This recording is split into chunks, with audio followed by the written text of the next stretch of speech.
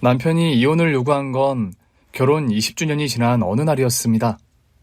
따뜻한 말 한마디 나눈 적 없는 결혼 기념일에 새삼스럽게 선물을 기대한 건 아니었지만 벼랑간 이혼 요구를 하는 남편 때문에 얼마나 황당했는지 몰라요. 이혼이라니, 갑자기 무슨 소리야? 잠이 덜 깼어? 말 그대로야. 같이 살 만큼 살았잖아. 아니, 부부가 같이 살 만큼 살다 헤어지는 사이야? 왜 그러는 건데? 뭐 여자 생겼어? 마음대로 생각해. 나는 이제 혼자 살고 싶어. 여보, 주연이 이제 대학 들어갔어. 주원이는 아직 멀었고, 당신 아버지 역할 아직 안 끝났다고, 알아? 내가 언제까지 애들 아빠로 살아야 하냐? 이만하면 된 거 아니야? 애들 학비야 이혼하고도 줄게. 그럼 됐잖아. 쓸데없는 소리 하지 말고 얼른 씻고 출근이나 해. 여러모로 남편답지 않은 말이었어요. 대수롭지 않게 넘기긴 했지만 아침부터 가슴이 어찌나 뛰던지요. 남편이 출근한 후 혼자 소파에 앉아 곰곰이 생각하니 뒤늦게 화도 나더라고요. 어린 나이에 시집와 고생이란 고생은 다 하고 살았는데 이제 좀 살만하니 이혼하자니요. 양심이 없어도 너무 없는 거 아닌가 했습니다. 남편이 좋아서 한 결혼이었지만 신혼 초부터 정말 힘들었어요. 그땐 남편이 지금처럼 안정적인 직장에 다닌 것도 아니고 사업을 했었거든요. 근데 사업도 아무나 하는 게 아니더라고요. 여보, 이번 달 생활비가 부족한데? 줄 돈 없어. 어떻게 당신이 좀 아껴서 잘 해봐. 애들 앞으로 들어가는 돈이며 생활비만 해도 나가는 돈이 얼만데. 지난달엔 어머님께서도 힘드시대서 50만 원 드리고. 나도 주고 싶지만 줄 돈이 없는 걸 어떡해. 내가 대박나면 귀부인 소리 듣게 해줄 테니까 조금만 참아줘. 원래 해 뜨기 전이 가장 어둡다잖아. 잘 될 거야. 이번 거 진짜 대박 예감이 들어. 처음이야 저도 응원도 많이 하고 기대도 했었지요. 하지만 그럴 때마다 뒤따라오는 건 실망뿐이었습니다. 첫 애가 4살쯤 되니 기대는커녕 사업 이야기만 나오면 한숨부터 나왔어요. 귀부인은 기대도 안 하니 그냥 남들처럼 매달 꼬박꼬박 안정적인 생활비나 줬으면 했지요. 여보, 이번 달도 이게 다야? 당신, 사람 좀 그렇게 보채지 마. 박간이라는 사람 입장에서 그거 얼마나 숨 막히는지 알아? 매번 이번 달만 해놓고 1년이 넘도록 바뀌는 게 없으니까 그렇지. 주연이 아직 어리지만 초등학교 들어가는 거 금방이야. 남부럽지 않게 키우는 거 못하더라도 남들만큼은 해줘야지. 이러다가 애 학원 하나 보내기 힘들게 생겼다고. 내가 망하고 싶어서 망해? 나도 잘하고 싶은데 안 되는 거잖아. 그럼 나 밖에서 일하게 해줘. 당신이 안 풀리면 나라도 벌어와야 생활이 되지.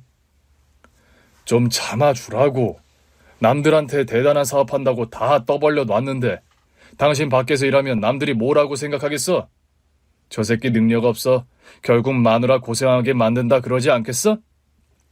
그게 남자 얼굴에 먹칠하는 거야. 가장 기죽이는 일이라고. 그럼 어쩌라고. 이대로 살아? 손가락이나 빨면서 살란 말이야? 오버하지 마. 쌀밥에 김치만 있어도 살아. 조금만 더 기다려. 남편의 사업은 번번이 실패했고 그럴 때마다 마음 졸이며 미래를 걱정하는 건 저뿐인 것 같았습니다. 진짜 미래를 걱정했더라면 그렇게 되지도 않을 사업을 오랫동안 붙들고 있지도 않았을 테니까요. 거기다 가짜는 자존심에 일도 못하게 했으니 얼마나 힘들었겠나요? 결국 첫 애가 초등학교 들어갈 때까지 남편 일이 풀리지 않아서 보험 일을 했었어요. 이 사람 저 사람에게 아쉬운 소리 해가며 일한 덕분에 애들 학원 보낼 수 있었고요. 절대 밖에서 일하지 말라던 사람이 제가 싹 무시하고 시작한 일로 밥상에 반찬이 달라지니 아무 말 못하더라고요. 게다가 애들 보는 사람들마다 애들 얼굴이 좋아졌다고 한마디씩 거들었어요. 어머, 주원이 얼굴에 살 오른 것 좀 봐. 요즘 잘 먹나 보다. 요즘엔 안 가리고 잘 먹네. 그래, 이거 봐. 애들은 뭐 안 가리고 먹어야 쑥쑥 크고 잘 자란다니까. 그래서 편식 코치라고 하나 봐. 그러게, 진작 신경 써줄걸. 남들이 애들 못 먹이고 키운다고 손가락질 할까봐 잊지도 않은 편식 타령을 하며 키웠었어요. 편식이 있어 고기를 별로 안 좋아하더라. 편식 때문에 밥 한 공기를 다 못 먹는다. 자기 와이프가 남들한테 그런 소리 하는 게 진짜 남자 자존심 상하는 일이란 걸 몰랐나 봅니다. 그동안 신경 쓰지 못했던 아이들 식단을 챙기기 시작하자 속된 말로 때깔이 달라지더라고요. 또래 애들에 비해 성장이 느린 것 같아 걱정이었던 애들 얼굴에 살도 오르고요. 그 뒤로는 아랑곳하지 않고 바깥일을 했습니다. 결국 완전히 사업을 접은 것이 첫 애가 10살이 되던 해였는데 사업 실패는 고스란히 가게의 빚으로 남았어요. 그나마 다행인 건 남편이 그때라도 정신을 차리고 평범한 직장에 들어간 거였습니다. 다음 주부터 출근하기로 했어. 잘 생각했어. 바빠서 주말에도 나가야 할지도 몰라. 젊을 때 더 열심히 해야지. 당신 앞으로 된 빚이 얼마나 되는지 알잖아. 내가 더 열심히 해서 갚을 테니까 걱정하지 마. 한창 사업 병에 걸렸을 때는 말이 안 통해 답답해 미칠 것 같았는데 그래도 10년 동안 하고 싶은 사업 실컷 해서 그런지 미련도 없어 보였습니다. 이제야 보이지 않았던 것들이 보였는지 제가 그래도 이혼 소리 한 번 안 꺼내고 기다려준 것에 대한 보답인지 일도 열심히 했고요. 그렇게 이제 좀 빚을 갚아가며 살아보나 했는데 시아버지가 암 선고를 받으신 거예요. 아버지, 간암이시라네. 어? 이게 진행이 좀 많이 됐나 보던데. 돈도 돈이지만 이식을 해야 그나마 가능성이 있대. 아니, 갑자기 이게 무슨 일이야? 아버님 그런 낌새도 없었잖아. 술 좋아하시잖아. 그러게 술 좀 적당히 하시라니까. 그 일로 시댁에 근심이 가득했고 남편도 부쩍 수척해졌습니다. 결국 고민 끝에 형제가 모두 이식 적합 검사를 받았는데 시동생이 적합 판정을 받았어요. 그렇게 갑작스럽게 시동생이 나서게 되면서 저도 여러모로 시댁에 신경 써야 하는 일들이 많았습니다. 시동생도 시동생이지만 동서도 대단한 일이잖아요. 어쨌든 동의하에 적합검사를 받았지만 제 남편이 적합 판정이 나왔더라면 심란했을 거예요. 우리 애들보다 어린 자식들의 형편이 우리보다 썩 나은 것도 아니었고요. 그러니 저희가 나서지 못한 만큼 제가 해야 할 일이 있었지요. 뭐하러 매일같이 와, 일도 바쁘다면서. 그래도 어머님 혼자 너무 힘드시잖아요. 점심은 드셨어요? 간단하게 먹을 수 있는 김밥 좀 싸왔는데 좀 드세요. 집안에 환자 있으면 식구들이 줄줄이 죽어나간다고. 이 사람 하나 때문에 너네들이 다 고생이다. 왜 그렇게 말씀하세요? 아버님께서 아프시고 싶어서 아프신 게 아닌데. 어쨌든 수술 잘 받으셨으니 얼른 일어나셔야죠. 어머님도 평소 마냥 건강하신 분은 아니라서 간병을 전부 맡길 수도 없는 형편이었어요. 보험에 식당, 편의점 아르바이트도 해봤습니다. 시간 날 때마다 아버님 병원 가서 어머님 대신 자리도 지키고요. 이식이라는 게 한다고 해서 끝나는 일이 아니라 사람에 따라 맞지 않으면 뒤로도 병원을 제 집 드나들듯 하며 검사를 받아야 합니다. 시아버님은 운이 안 좋았어요. 그렇게 어렵게 수술까지 해놓고도 3년간 병원을 전전하시다 결국 돌아가셨고요. 아버님 돌아가시던 날 남편 정말 많이 울었습니다. 사업으로 성공한 뒤 효도하겠다고 효도는 전부 저한테 미뤄두고 시댁에도 찾아가지 않았었거든요. 암 선고를 받고 난 다음에야 병원에 자주 드나들었는데 그건 너무 늦었던 거예요. 그러니 후회도 많았겠지요. 여보, 아버님, 그래도 당신 자랑스러워했어. 딱히 해준 것도 없었는데 공부도 잘하고 문제 한 번 일으킨 적 없었다 하시더라. 아버지가 그랬다고? 병원 가서 기록 좀 찾으실 때마다 이런저런 이야기 해주셨는데 그때마다 나한테는 당신 이야기, 동서한테는 서방님 이야기 해주시면서 웃으셨어. 뭘 잘한 게 있다고? 그래도 당신 열심히 살았잖아. 결과가 따라주지 않았던 것 뿐이지. 진작 좀 찾아뵙고 잘해드릴 걸 그랬어. 그 뒤로 남편은 좀 바뀐 것 같았습니다. 그 전에는 어쩔 수 없이 상황 때문에 사업을 접고 회사에 다닌 것 같았어요. 그런데 그 후로는 회사 일에 누구보다도 진심이었지요. 게다가 아버님 장례식 때 남편 회사 직원분들이 많이 도와주셨거든요. 느낀 바가 있었는지 그 후로 일도 성실히 하고 평판도 무척 좋아졌었습니다. 돌아가신 아버님 덕분에 어떻게 보면 제대로 정신을 차려서 살림도 많이 나아졌어요. 그렇게 이제 좀 사람 사는 것 같다, 남들처럼 사는 것 같다 하던 차였어요. 그런데 이혼이라뇨? 이게 뭐야? 이혼 서류.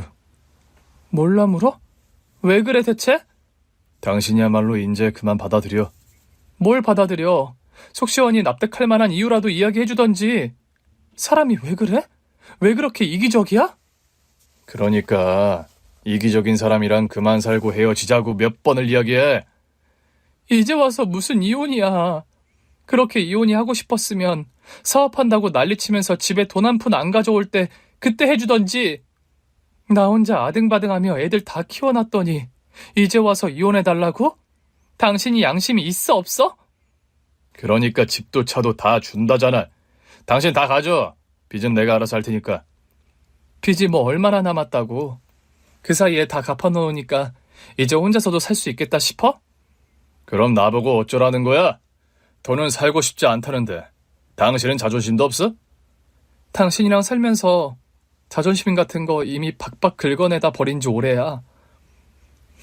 아들이 있건 없건 소리내 싸우기도 하고 울면서 하소연도 해봤습니다.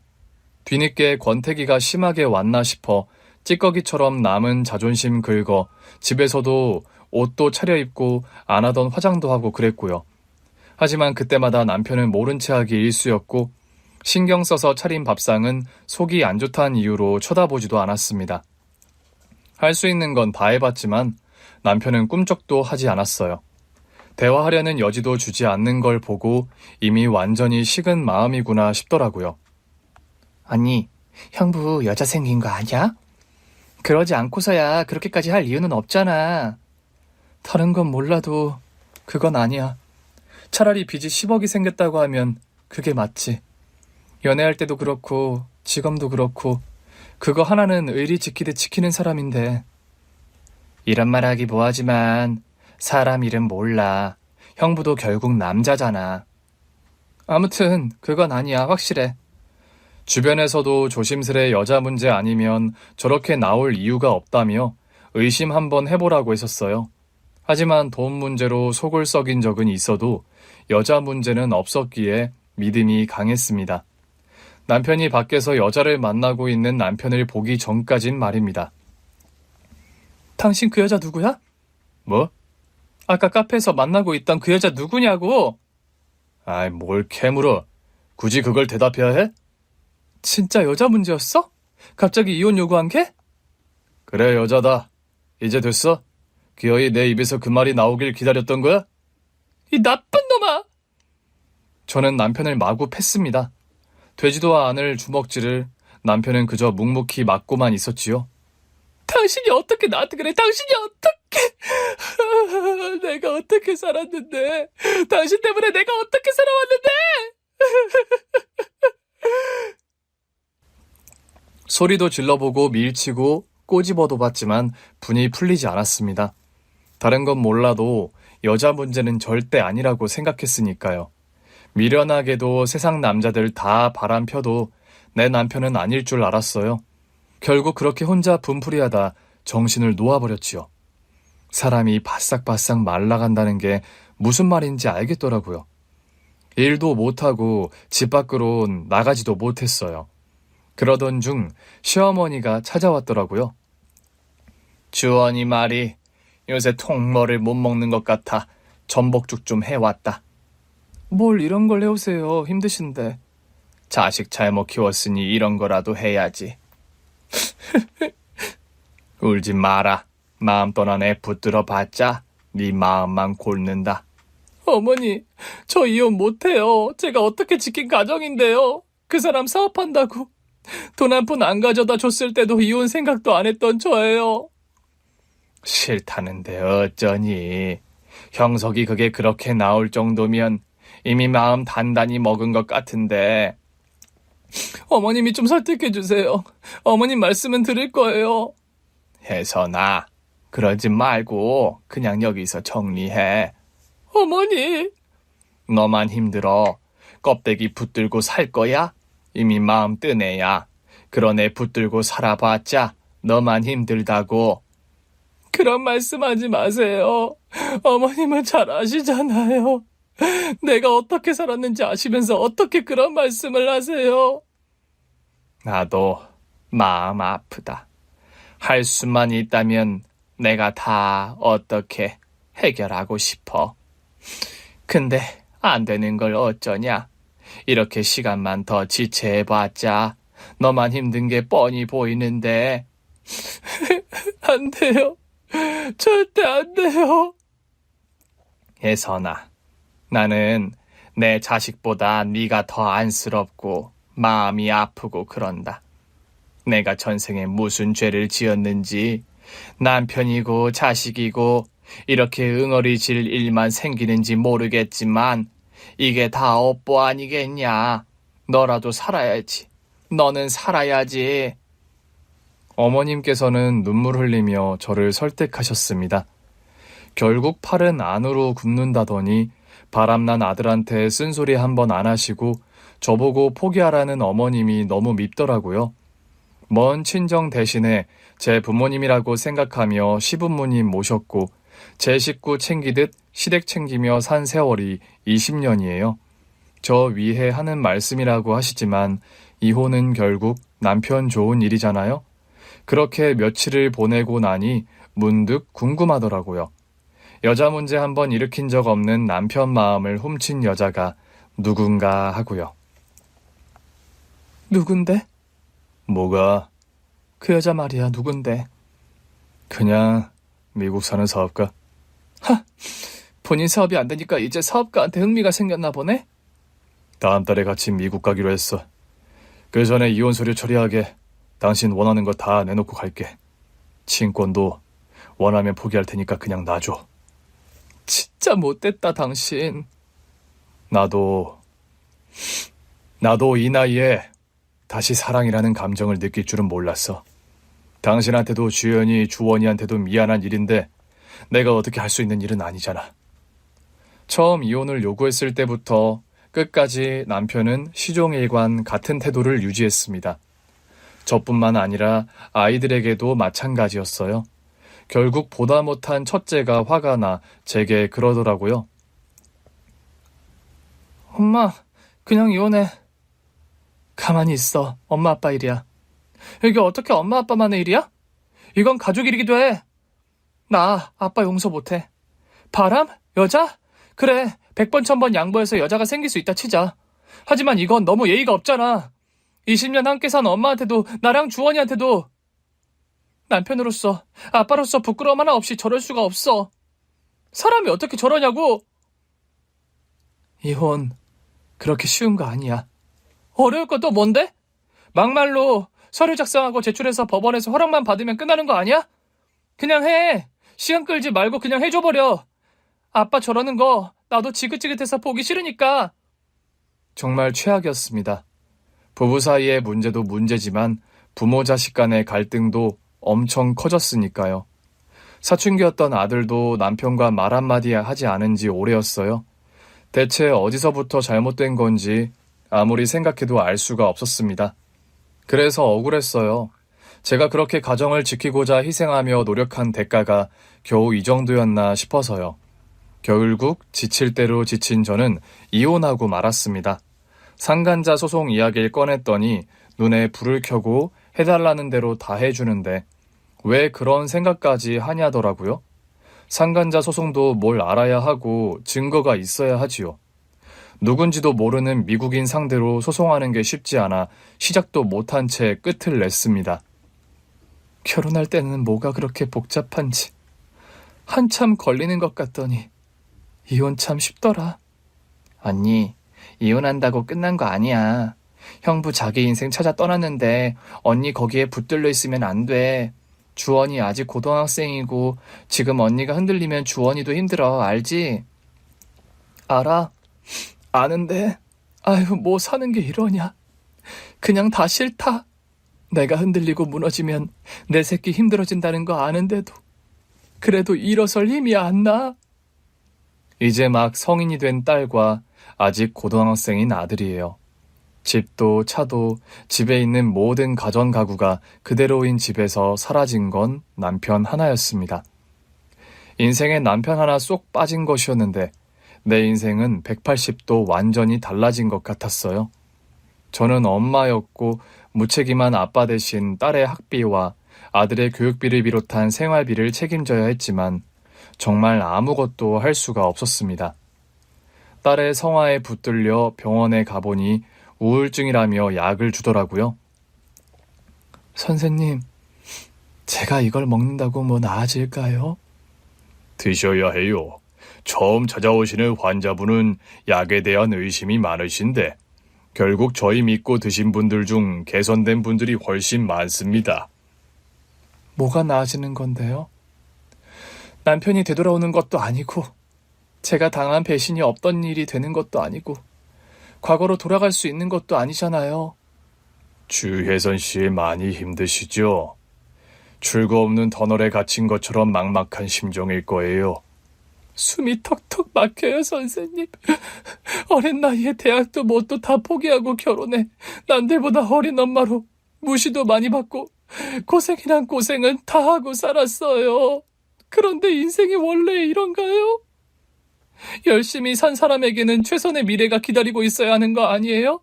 왜 제 미래는 이래요? 미래는 아직 오지 않았어요. 이제부터 만드셔야죠.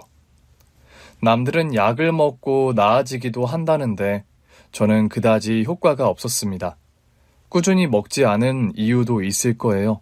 대학 다니는 딸이 주말마다 내려와 저를 살폈고 안방에 죽은 듯 누워있으면 아들이 이따금 문을 열었다 닫는 소리가 나곤 했습니다. 아이들에게 못할 짓 한 것이지요. 엄마라는 사람이 책임감 없기는 저도 남편과 다르지 않았던 거예요. 그러던 어느 날 시어머니 이름으로 통장으로 200만 원이 입금되었습니다. 대체 무슨 돈인가 싶어 시어머니에게 연락했지만 받지 않으셨어요. 그래서 다시 시어머님께 돈을 붙였는데 다시 되돌아오더라고요. 전화는 받지 않으시면서 받아둬라라는 문자 하나만 남긴 채요.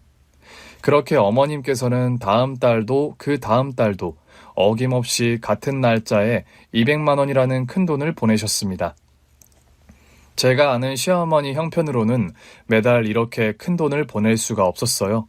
그래서 저는 정말 석 달 만에 처음으로 집 밖으로 나왔습니다. 점심때 찾았지만 집에 계시지 않았고 해가 넘어간 뒤에나 오시더라고요. 아, 혜선아. 어머니, 어디 갔다 오신 거예요? 네가 무슨 일이야? 언제부터 기다리고 있었어? 지금까지 기다렸던 거야? 어머님이 전화도 안 받으시고 집에도 없으셔서 무슨 일이 있나 하고요. 안 받으면 안 받나 보다 하면 되지. 뭐하러 기다려? 얼른 들어와라. 한때는 매주 얼굴을 보던 사이였는데 석 달 만에 봤다고 좀 어색함도 있었습니다. 단순히 오랜만에 봐서가 아니라 관계가 달라졌기 때문이겠지요. 어머님은 제게 거실에 앉아 있으라고 하더니 찬장이며 냉장고를 뒤지시더라고요. 며느리였던 시절에는 굳이 제게 그런 것들을 대접하지 않아도 됐었는데 이혼한 지 얼마나 됐다고 손님 대접하시려는 것 같아 섭섭했습니다. 그렇게 어머님께서 한참을 있다 내어주신 것은 물에 탄 매실청이었어요. 아휴, 집에 뭐가 없어서. 어쩐 일이야? 무슨 일이 있어? 아니요, 그게 아니라 어머님 매달 제게 돈 붙여주시는 거요. 아, 그거 그냥 너희 쓰라고. 형석이랑 갑자기 헤어지게 되면서 생활비도 마땅찮을 것 같고 주현이 그거 학비만으로도 힘들 텐데 싶어서. 그걸 왜 어머님이 신경 쓰세요? 책임을 지더라도 주연 아빠가 해야 하는 일인데. 걔 형편이 안 되니까. 사업한다고 여자 따라 미국 갔으면 뭐라도 해서 돈 보내겠죠. 양심이 있으면. 그래. 그러니까 그 돈은 당분간 받아둬. 어머님이 돈이 어디 있으시다고요? 어디 다녀오신 거예요? 설마 일 다니세요? 그냥 별일 아니야. 그렇게 고된 일도 아니고 나 같은 노인네 받아서 일 시켜주고 돈도 주니 얼마나 고마운 일이냐. 저한테 다 보내시는 건 아닐 거 아니에요. 그렇게 많은 돈을 받으시는데 고된 일이 아니라고요? 세상에 그렇게 나쁜 사람만 있는 건 아니더라. 이래저래 나 생각해 신경 써주는 것도 많고 고마운 분들이시여. 나야 벌어봤자 쓸 것도 많지 않으니 뒀다가 주현이 주원이한테 쓰라고 보낸 거야. 어머니, 하지만요. 제발 그냥 받아다오. 내가 너한테 너무 미안해서 그래. 이렇게라도 하지 않으면 내가 어떻게 네 얼굴을 보고 주현이 주원이 얼굴을 보니. 어머님은 제 손을 잡고 애원하듯 말하셨습니다. 전 남편은 미워해도 어머님은 미워할 수가 없었어요. 제 마음 몰라주고 전 남편과 이혼을 종용할 때는 미웠던 적도 있지만 이렇게까지 하시는 걸 보면 그게 정말 저를 위한 일이라고 생각해 한 말이었던 거지요. 시집 온 뒤 시집살이 한번 시킨 적 없이 엄마처럼 잘 챙겨주셨던 분이시기도 하고요. 그럼 그동안 주신 건 감사히 받을게요. 근데 이제 안 주셔도 돼요. 어머니 힘들게 일하시고 번 돈을 어떻게 받겠어요. 마음만 받을게요. 그렇게 이야기를 잘 마무리했다고 생각했는데 어머님은 다음 달 또 어김없이 200만 원을 붙이셨지요. 솔직히 말하자면 그 돈이 저희 가족 생활에 큰 도움이 되긴 했습니다. 저는 일을 못하고 있었고 큰딸은 등록금은 자기가 책임지겠다고 학교 다니면서 바쁘게 아르바이트하고 있었고요. 전 남편이 넘겨준 재산이 당장 현금화할 수 있는 것도 아니어서 빠듯했으니까요. 하지만 언제까지고 어머님께 그런 신세를 질 수는 없지요. 저는 몰래 어머님 뒤를 밟았습니다. 대체 어디서 무슨 일을 하시고 보내시는 돈인지 알아야겠다고 생각했거든요. 그렇게 이른 아침 집을 나선 어머님을 밟아 도착한 곳은 다름 아닌 고급 주택 단지였습니다. 알고 보니 어머님은 모기업 회장의 집에서 가사도우미 일을 하고 있었던 거예요. 고질병인 손목과 무릎 관절 문제로 본인 집안일도 버거워하시면서 남의 집 살림살이를 맡아 일을 하시다니요. 일이 끝난 후에는 집으로 들어가시기 전에 약국에 들러 파스를 사들고 가는 겁니다. 그러니 제가 얼마나 가슴이 아팠겠어요. 그래서 모른 채 다가가 어머님이 들고 계셨던 파스부터 빼앗았지요. 뭐야, 언제 왔어? 주세요. 혼자 못 붙이시잖아요. 아니, 나 혼자서도 할 수 있는데.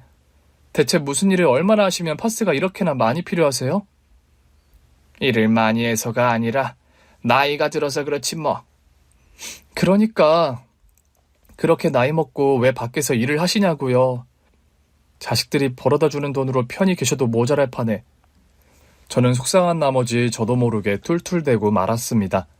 아버님은 병환으로 오랜 고생을 하셨지만 어머님도 자잘한 지병으로 고생 많이 하셨거든요. 그런 어머님께서 일을 하신다는 게 어떤 의미인지, 아니, 마음이 미어지는 것 같았습니다. 이제 돈 그만 주셔도 돼요. 저 다음 주부터 일하기로 했어요. 괜찮겠어? 그럼요. 충분히 쉴 만큼 쉬었고 우리 애들도 있는데 제가 언제까지 그러고 있겠어요? 아니, 주연이 말로는 너 우울증이라 약도 먹는다고. 주연이가 그래요? 기집애 쓸데없는 말을 해서. 어머니 그래서 일 시작하신 거예요? 이제 진짜 안 보내주셔도 되니까 일도 그만두세요. 아니, 그렇게 힘든 일은 아니야. 내 걱정하지 말고. 혜선아, 너 살아야지. 너 살 궁리를 해, 응? 어머님께 일을 구했다 거짓말을 하고 나온 그날부터 저는 다시 구직 활동을 했습니다. 다행히 제 사정을 잘 알고 계시던 화장품 가게 언니가 저를 고용해 주었어요. 그래서 동네 화장품 가게에서 일을 하게 되었지요. 그렇게 번 돈의 일부는 시어머님께 갚겠다고 보냈는데 어머님은 또 그걸 고스란히 제게 보내주셨습니다. 그렇게 3년의 시간이 흘렀어요. 그날 어머님 등과 허리에 파스를 붙여드리고 온 이후로는 따로 만나뵌 적은 없습니다. 바람난 전 남편이 상간녀와 함께 미국으로 간 마당에 시어머니와 왕래하며 돌본다는 게 이상하잖아요. 더는 사람들에게 우스운 꼴을 보이고 싶지도 않았고요. 다만 도저히 모른 채 하고 살 수는 없어 애들을 시켜 명절이나 어버이날은 챙겼습니다. 엄마, 이번에도 우리만 가? 할머니 은근히 엄마 기다리는 눈치인데? 나는 너희 아빠랑 이혼해 남이 됐지만 너는 그래도 친할머니잖아. 자식도 안 찾는 마당에 이혼한 며느리가 찾는 것도 이상하지. 남들이 어떻게 생각하든 말든 할머니 뵐 때마다 나이 드는 게 보여 마음이 좀 그래. 그러니 살아계실 때 자주 찾아뵙고 인사드려. 너희 할머니도 불쌍하신 분이야. 알지. 그럼 이거랑 이거만 가져다 드리면 되는 거야? 이건 하루에 한 포씩 꼭 챙겨 드시라고 하고, 이건 어제 잰 양념갈비니까 3일 내로는 다 드시라고 해. 아, 혹시 할머니가 밥 차려주시면 남기지 말고 다 비우고. 알았어. 그건 걱정하지 마. 그렇게 아이들 손에 직접 만든 반찬이며 용돈이나 영양제 같은 걸 챙겨 보냈어요. 그러면 어머님은 아이들 손에 곱절을 돌려 보내셨지요. 받아오지 말라니까 글쎄. 할머니가 막무가내로 주시는데 어떡해. 이번엔 진짜 안 받으려고 도망친 건데 나와서 보니까 가방에 봉투가 들어있잖아. 아휴, 진짜 네 할머니 고집도 대단해. 노인네가 돈을 벌면 얼마나 번다고 그 돈을 한 푼 두 푼 모아보네. 이게 대체 얼마야? 세상에. 주원이 대학 등록금 이야기하시더니 그리고 이건 작은 아빠가 주셨어. 작은 아빠한테도 받았어? 엄마한테 주면 안 받을 거라면서. 작은 엄마가 그러는데 형편이 좀 나아지셔서 받아도 되니까 받으라길래 엉겁결에 받았어. 낫긴 뭐가 나아. 수술 후에 힘든 거 뻔히 아는데. 아유, 다들 왜 그런다니. 이혼해 가족이 아닌 것처럼 사는 사람은 전 남편이랑 저밖에 없었어요. 시어머니도 그렇고 시동생 부부도 여전히 제 아이들을 조카라고 잘 챙겨주었지요. 사는 게 뭐고 이혼이 뭔지 이제 남편 생각에 자다가 벌떡 일어나는 일은 없었지만 그래도 이혼할 때 생각하면 여전히 그 배신감에 치가 떨리곤 했습니다. 그러던 어느 날이었어요.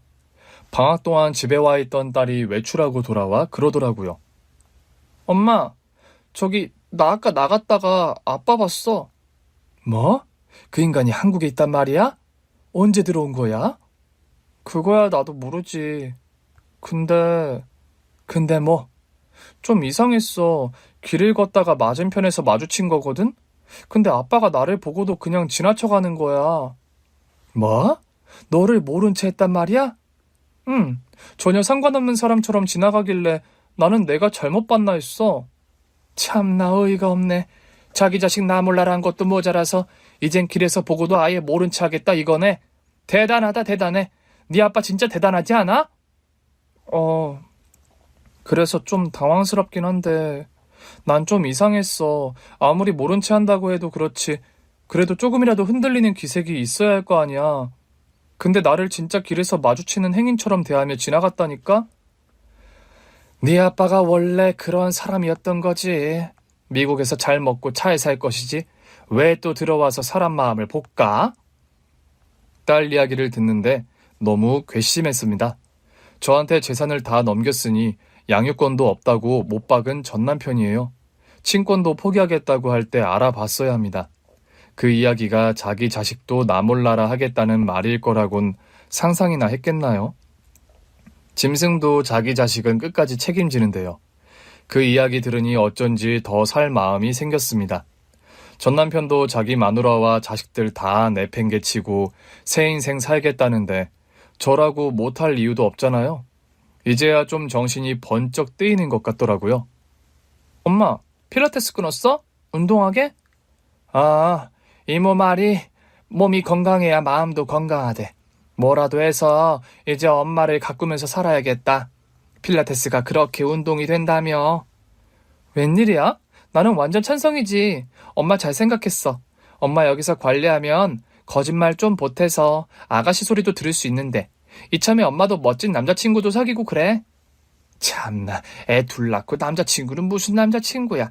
그런 건 바라지도 않고 엄마도 너네 키우면서 못해본 거 다 하면서 살 거야. 그래, 제발 좀 그렇게 살아. 제 나이 40대 중반이에요. 어디 가서 대학간에 있단 소리 하면 다들 거짓말하지 말라고 깜짝깜짝 놀라고요. 저라고 새 인생 살지 말라는 법이 있나요? 저한테도 제2의 인생은 있다 이거예요. 그때부터 저는 그동안 만나지 못했던 친구들도 실컷 만나고 누구의 허락도 없이 여행도 다니면서 집도 비웠습니다. 엄마, 우리 등록금이랑 용돈은 우리가 알아서 할 테니까 우리 등록금 생각하지 말고 엄마가 번 건 엄마가 다 써. 너네가 공부하면서 벌면 얼마나 번다고 벌써 등록금 걱정을 하지 말래? 장학금 받고 용돈은 아르바이트 하면 돼. 얼씨구, 장학금 받을 수나 있고? 그게 나랑 주원이가 할 수 있는 노력이면 그렇게 해야지. 제발 엄마 인생 살아. 내내 집안에 틀어박혀서 죽을 것처럼 구는 것보단 훨씬 나으니까. 자식들이 그렇게 떠밀어 돈을 쓰라고 해준 덕분에 제가 번 돈은 제가 다 쓰라고 해서 한동안 정말 100을 벌면 나를 위해 100을 다 썼어요. 태어나 처음 있는 일이었습니다. 그런데요, 그게 행복으로 이어지진 않더라고요. 친구들 만나 종일 수다를 떨고 백화점에서 갖고 싶었던 물건을 사서 아무도 없는 어두운 집으로 들어오면 너무 공허한 거예요. 적막한 거실에 앉아 한참을 멍 때리고 있다 보면 그냥 머릿속에 이건 아닌데 그런 소리만 들렸지요. 그건 제가 원했던 중년의 삶이 아니었으니까요. 그렇게 돈 쓰는 재미도 줄어들 무렵이었습니다. 딸이 부탁한 물건을 사기 위해 번화가에 나왔다가 우연히 식당 앞을 지나치던 때였어요. 그곳은 한때 우리 가족 외식 장소 1등이었던 한 감자탕 집이었습니다. 다들 감자탕을 참 좋아했는데 그 집이 딱 저희 입맛에 맞았거든요. 그래서 홀린 듯이 그 감자탕 가게에 발이 묶였는데 그곳에서 세상에 남편이 나오는 겁니다. 그것도 상간녀와 나란히 말이에요. 저는 너무 놀라 얼어붙었는데 남편은 뭐가 즐거운지 상간녀와 희희낙낙 좋아 죽더라고요. 오랜만에 밥 한 고기 다 비웠어. 알아? 맛있어. 이게 제일 맛있어. 미국물을 먹어 그런지 인상도 좀 달라진 것 같은 게 제가 마음고생하는 동안 혼자서 신간 편하게 잘 산 것 같아 우라통이 터졌습니다. 괜찮아진 줄 알았는데 남편 얼굴 보니 괜찮아진 것도 아니었어요. 뭐라고 쏘아붙일까 잔뜩 뿔이 나 있었는데 남편이 제 쪽으로 오는 게 아니겠어요? 그래, 마주치면 뭐라고 하는지 보자 하고 벼르고 있는데 너무 아무렇지 않게 제 곁을 그냥 지나가는 겁니다. 그 옆에 있던 여자만 슬쩍 눈치를 보는 것 같았어요. 그러니 얼마나 황당했겠어요. 결국 저는 남편을 쫓아가 따져 물었지요. 진짜 너무하네. 사람이 어떻게 그럴 수가 있어? 저기요, 그만하세요. 그쪽은 가만히 있어요. 이혼했으니 다 끝났냐 이거예요? 해도 너무하잖아. 그래, 나 모른 체 하고 지나간 건 그렇다 치자. 어떻게 주연이한테까지 그러냐? 아무리 그래도 자식은 나 몰라라 하면 안 되지. 나도 이렇게 기가 막힌데 3년 만에 길에서 만난 자기 아빠가 모른 체 하고 지나갔으니 속이 얼마나 상했겠냐고. 이봐요, 그만하시라고요. 네가 인간이냐? 네가 인간이냐고! 그렇게 제가 이성을 잃고 쏘아붙일 때 저를 말린 건 그 여자였습니다. 남편은 어리둥절한 표정으로 그냥 멀겋게 서서 저를 보고만 있었어요. 정말이지 길 가다 봉변을 당한 사람처럼이요.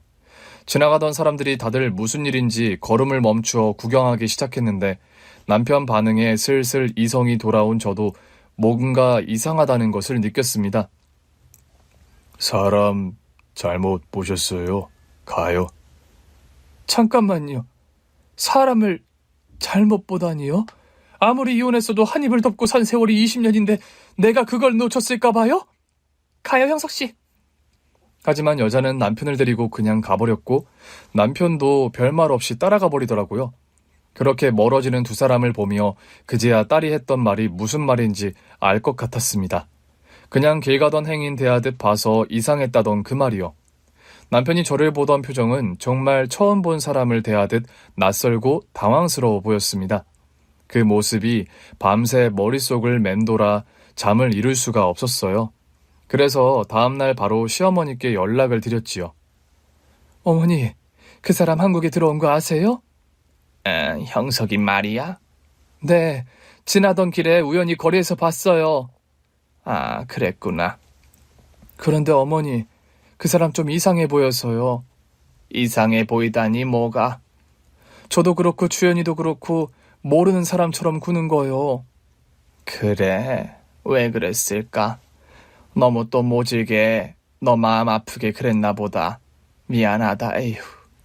아니, 그게 아니라 뭔가 이상하다 싶어 연락드렸지만 어머님은 아무것도 모르는 것 같았습니다. 그럼 그게 다 연기라는 말인데 전 남편이 그렇게 연기에 능한 사람은 아니었거든요. 그래서 잠시 할 말도 잃고 멍 때리는데 시어머니가 그러더라고요. 혜선아, 형석이 그만 놓고 너도 이제 좋은 남자 만나. 네? 너 아직 젊잖아. 애들도 다 키워놨겠다. 이제 너 얼마든지 새 인생 살아도 되는데 그 못난 놈 때문에 시간 낭비, 마음 낭비하지 마라. 내가 마음이 다 아파서 그래. 마음 같아선 전 남편 때문에 남자라면 지긋지긋하다 쏘아붙이고 싶었지만 어머님이 무슨 죄겠어요. 그냥 잠자코 듣기만 하다 전화를 끊었습니다.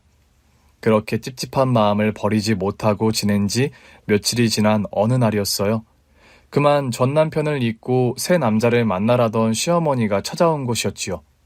이혼 후 처음 있는 일이었고 연락도 없던 방문이라 깜짝 놀랐는데 놀랄 일은 그게 전부가 아니었습니다. 안녕하세요. 이렇게 인사드린 건 처음이네요. 유지혜라고 합니다. 시어머니가 상간녀를 데리고 온 거예요. 너무 놀라 현관에서 그대로 얼어붙었지요. 이게 무슨 일인가 싶어 시어머니를 바라보았는데 어머니는 안절부절 못하고 쩔쩔 매고 있었습니다. 어머니, 뭐예요? 이 여자가 왜 여기 있는 거예요? 혜선아, 그게 우리 말 좀 들어다오. 무슨 일이냐고요? 왜 이 여자가 우리 집을 와요? 그게 아니라 어머니는 갑자기 눈물을 쏟기 시작했습니다. 이웃들 보는 눈도 있고 해서 결국 집 안으로 들일 수밖에 없었지요. 그래도 분통이 나서 앉으란 말도 없이 일단 거실로 나와 씩씩거리며 여자를 쏘아보았지요. 상간녀는 뭐가 그렇게 당당한지 잘못한 기색도 없이 한숨과 함께 입을 열었습니다. 어려운 부탁 좀 드리려고 왔어요. 부탁? 참 사람이 뻔뻔하네. 멀쩡한 유부남 꼬셔서 가장 파탄 내놓고 상간녀 소송도 피해간 주제에 내가 만만하지 당신. 혜선아, 그게 아니야. 얘는 잘못한 게 없어. 제발 부탁 좀 들어다오. 어머니까지 왜 이러세요? 잘못이 없다니요? 오해하고 있는 게 있는데 저는 형석이 상간녀가 아니에요. 뭐라고? 참나. 저는 형석이랑 중학교 동창일 뿐이에요. 물론 그 어린 시절 소꿉장난하듯 사귀었던 건 맞지만 다시 만난 현재는 이성적인 사이가 전혀 아닙니다. 나는 대체 그쪽이 무슨 이야기하는 건지도 모르겠고 관심도 없으니까 나가라고. 형석이가 많이 아파요. 뭐? 여자는 시어머니와 제 눈치를 살피며 어렵게 입을 열었습니다. 저는 그 사람이 아프단 말에 잠시 말문이 막혔지만 이내 코웃음을 쳤지요. 조강지처며 자식들 내다버리고 가더니 아주 꼴 좋네. 어머니도 그러시는 거 아니에요? 그 사람이 어떻게 저희를 버린 줄 알면서 그 사람 죽을 때 되니 만나달라 그 이야기 하러 오신 거예요? 그게 아니야. 그게 아니다, 혜선아. 우리 영석이 한 번만 만나다오. 시간이 얼마 없대. 어머니는 오열하며 바닥에 주저앉으셨고 여자는 머뭇거리다 같이 앉아 어머님을 위로했지요. 저는 지금 그게 다 무슨 일인지 이해할 수가 없었어요. 전 남편의 상간녀가 전 시어머니와 나타나 죽어가는 전 남편을 만나달라고 하다니요. 제가 형석이를 다시 만난 건 3년 전 요양병원에서였어요. 요양병원? 형석이는 3년 전 알츠하이머 진단을 받았습니다.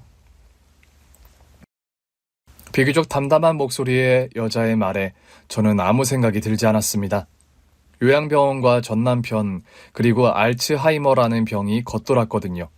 그게 다 무슨 말인가? 지금 이 여자가 하는 이야기가 뭔가 했어요. 여자는 차분하게 3년 전의 이야기를 시작했습니다. 그 여자는 요양병원 간호사로 있다고 했어요. 그 여자 말로는 전 남편이 그 여자가 있는 요양병원을 찾은 것은 본인이 들어갈 만한 적당한 장소를 찾기 위함이었다고 했습니다. 우연히 그 병원에서 마주친 뒤 여자가 먼저 전 남편을 알아봤고 전 남편은 오랜만에 만난 동창이자 전 여자친구에게 솔직하게 자기 사정을 했다더라고요. 너 근데 가정도 있다면서 가족이 있는데 왜 요양병원을 생각해? 나이도 젊으면서. 사람마다 진행 속도가 다르다곤 하지만 가족들한테 피해를 끼칠 수는 없잖아. 우리 집사람 나 때문에 참 고생 많이 했거든. 줄지 않는 사업 빚에 우리 아버지 병간 후에 이제 좀 살만하다 싶으니까 또 내가 말썽이 됐어. 근데 또 어떻게 내 병수발을 들라고 하겠어. 다른 병도 아니고 이런 병을. 형서가 그래도 이건 가족들이랑 상의하는 게 맞아. 너 혼자 판단할 일이 아니라고. 너 우리 마누라 만나면 그런 이야기 못해. 일찍 결혼해 이제 40대 초반밖에 안 됐는데 고생을 얼마나 했는지 살도 쪽 빠지고 얼굴에 그늘이 졌어. 결혼 전에는 생기가 넘쳐서 꽃처럼 화사하던 사람인데 그 사람 얼굴에 그렇게 그늘이 질 때까지 난 아무것도 몰랐다야. 그런 사람한테 어떻게 내 병까지 털어놓을 수 있겠어. 그냥 조용히 여기서 지내다 가야지 싶어. 그럼 뭐라고 하고 여기 들어올 건데? 이혼해야지 뭐. 줄 것도 별로 없어. 기껏해야 집, 차, 빚도 좀 남아있고. 일 그만두고 퇴직금 해봐야 얼마 안 될 건데 병원비로 넣고 하면 아휴 줄 것도 없는데 과부되기 전에 이혼해 새 삶을 주는 게 낫지. 야, 이형석. 남편은 이미 그때 모든 것을 포기한 것처럼 보였더랍니다. 혼자서 요양병원 계약도 하고 그래도 최대한 가족과 함께 있다 오겠다고 했대요. 그런데 어느 날 갑자기 여자를 부르더니 그런 부탁을 했다는 거예요. 미안한데 나 좀 도와줄 수 있을까? 어떻게? 집사람이 아무리 해도 이혼을 안 해줘. 뭐 어떻게 여자라도 있으면 쉽겠다 싶은데. 뭐? 설마 나보고 그 여자 역할을 해달란 말이야? 야, 싫어. 부탁할 게 없어서 그런 걸 부탁하냐? 내가 사업한다고 사람을 그렇게 많이 만나고 다녔는데도 이런 부탁할 아는 여자가 하나 없더라. 내가 오죽했으면 너한테 부탁했겠어. 이렇게 부탁할게, 어? 여자는 몇 번이나 거절했지만 하도 간곡히 부탁하는 바람에 수락을 했답니다. 그 과정을 제가 우연히 보게 된 것이고 특별히 자기가 뭘 한 것도 없이 전 남편이 원하는 오해가 만들어졌대요. 그렇게 이혼한 뒤 전 남편은 줄곧 요양병원에서 지내고 있다고요. 저는 그 이야기를 멍청한 표정으로 듣다가 겨우 물었습니다. 그러니까 그 사람이 미국에 간 적이 없다고요? 네. 비행기를 탄 적도 없어요. 그날 이후로 줄곧 제가 근무하는 요양병원에 있고요. 어머님께서 수시로 왔다 갔다 하며 병간호도 하셨어요. 알고 보니 어머님은 최근 집도 팔았는데 그게 다 병원 때문이었답니다. 저는 아무것도 모르고 있었어요. 작정하고 속인 남편의 사정이야 그렇다 치는데 어머님이 지난 3년 동안 그렇게 힘든 일을 해야 했던 또 다른 이유를 몰랐던 거지요. 그렇게 시간이 흐르며 남편에게 치매 증상이 시작됐고 현재는 알아보는 사람이 없대요. 그나마 자주 들여다봐 줘서인지 시어머니나 여자는 낯설어 하지 않는 정도랍니다.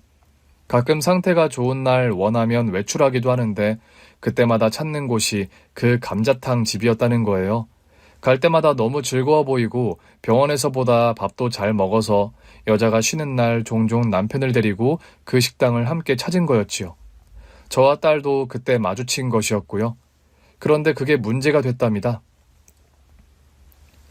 그날 이후로 신기하게도 드문드문 옛날 이야기를 해요. 다시 물으면 언제 그랬냐는 듯이 또 딴 사람이 되곤 하는데 한 번씩 아이들 이야기도 하고 혜선 씨 이야기도 하고요.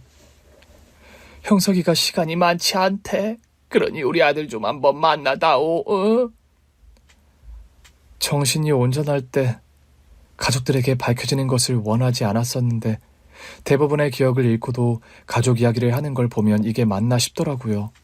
이대로 오해를 안긴 채 헤어져도 되는지.